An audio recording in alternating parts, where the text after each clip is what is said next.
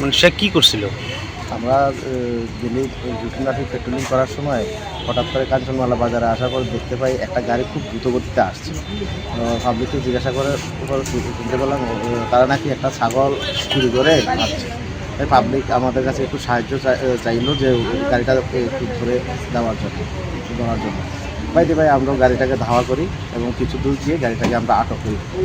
একজন লোককে আটক করতে পারলাম আর বাকি তিনজন আমরা তাদেরকে কয়জন ছিল মোট? মোট 4 জন ছিল। এর মধ্যে আমরা একজনকে ধরতে পেরেছি, 3 জন চলে গেল।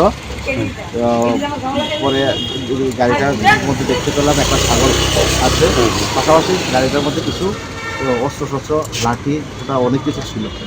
তাই ওখানে না রেখে আমরা তাড়াতাড়ি ওদেরকে নিয়ে আমতলী থানা নিয়ে আসি এবং থানাতে আমরা তাদেরকে তার নামটা কি, সে কি কিছু জানে? পরিতোষ সরকার। কোন জায়গাতে বাড়ি বলেছে? তো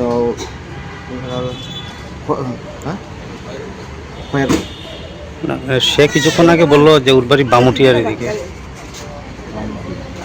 তো পুলিশ কি এখন ওকে রেখেছে? হ্যাঁ, পুলিশ এখন ওকে রেখেছে।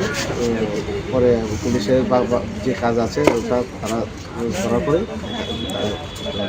আচ্ছা, কোন জায়গা থেকে দাওয়া করে তাকে ধরলেন? আমরা কাঞ্চনমালা বাজার থেকে 1 কিলোমিটার গিয়ে আমরা আচ্ছা, কাঞ্চনমালা এরিয়ার মধ্যে। আচ্ছা, আপনারা কোন জায়গা থেকে এসেছেন? আমরা একটু জমতে জলা হইলাম। আপনার নামটা স্যার? আমার নাম বিজয় ঘোষ, ICFTU জমতে জলা।